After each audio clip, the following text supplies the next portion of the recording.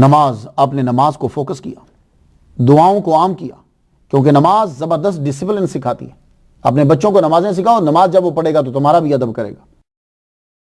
اپنے دوستوں کو، شاگردوں کو، ہر ایک کو شریعت اور طریقت دونوں سکھا دیں، یعنی ظاہر کو پاک کرنا اور باطن کو پاک کرنا۔ غلام آپ کے ہوتے تھے، اس کے باوجود بھی آپ وضو کا پانی خود لاتے تھے، خود وضو فرماتے تھے، وضو کا پانی ڈھانپ کر آپ رکھ دیتے، خود ڈھانپ کے اٹھ کے وضو کرنا ہے۔ اور جب آپ اٹھتے تو سب سے پہلے آپ مسواک کیا کرتے تھے، اور جب آپ چلتے تو ہاتھ آپ کے زانوں کے ساتھ ہوتے تھے، اس طرح ہلاتے ہوئے نہیں چلتے تھے آپ، زانوں بالکل آرام سے چلتے، نظر آپ کی نیچے ہوتی۔ تو آپ نے شاگردوں کو سکھایا، ایک دن فرمانے لگے تکبر سے بچو، انسان ایک ناپاک قطرے سے تو پیدا ہوتا ہے، اور جب مر جائے گا تو ایک مردہ لاشا ہے۔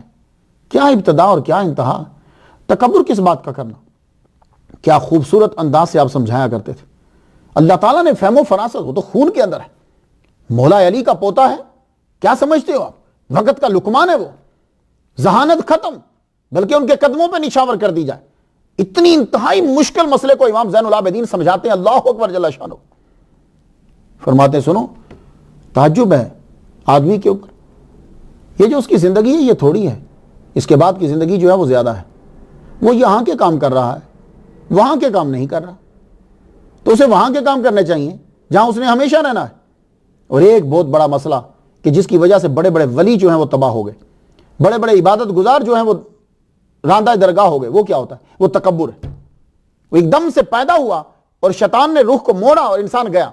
وہ کیا ہوتا ہے، تو بہت افضل آدمی ہے، آدمی چند دن نماز پڑھنے لگ جائے، آدمی ذرا تقریر کرنے لگ جائے، آدمی جو ہے وہ تھوڑا سا اس کے پاس علم اور مطالعہ آ جائے، وہ سمجھتا میں بہت بڑا علامہ ہوں، میں عابد گزار ہوں۔ اور جب وہ یہ اس کے مائنڈ میں آ جاتا، اسی دن سے اس کی تنزلی شروع ہو جاتی۔ آپ نے ایک روز فرمایا سنو، آج تم کو خوشی کا راز بتا دوں، عبادت میں کبھی شیطان تم کو دھوکہ دے کہ تم افضل ہو فلاں سے، تو دیکھو سامنے کا آدمی تم سے بڑا ہے تو فوراً یہ سوچو کہ وہ مجھ سے ایمان میں پہلے آیا، نیکی پہلے شروع کی، اس لیے وہ مجھ سے افضل ہے۔ اور اگر وہ سامنے کا آدمی تم سے چھوٹا ہو تو یہ سوچو کہ اس کے گناہ تم سے کم ہیں، اس نے گناہ تم سے بعد میں کرنے شروع کیے، تو چونکہ گناہ اس کے بعد میں ہے اس لیے وہ مجھ سے افضل ہے۔ لیکن امام، یہ چیز تو عام آدمی بھی سوچ سکتا ہے، امام نے جو چیز بتائی وہ یہ کہ اگر سامنے کا آدمی تیرے برابر کا ہے، ہم عمر ہیں، تو پھر، اور شیطان یہ کہے کہ تو اس سے افضل ہے، تو پھر کیسے سوچ کو جھٹکنا ہے۔ تو فرمانے لگے پھر یہ سوچ میرے گناہ یقینی ہیں کیونکہ میں نے خود کیے ہیں، میں جانتا ہوں، اور اس کے گناہ جو ہیں وہ ظنی ہیں، شک والے ہیں، کیونکہ میں نے نہیں دیکھے، اس لیے وہ مجھ سے افضل ہے، میں اس سے کمتر ہوں۔ تو جب یہ تیری سوچ ہو جائے گی پھر کوئی لڑائی نہیں ہے، خوشی ہی خوشی ہوگی۔ اللہ اکبر جل شانہ۔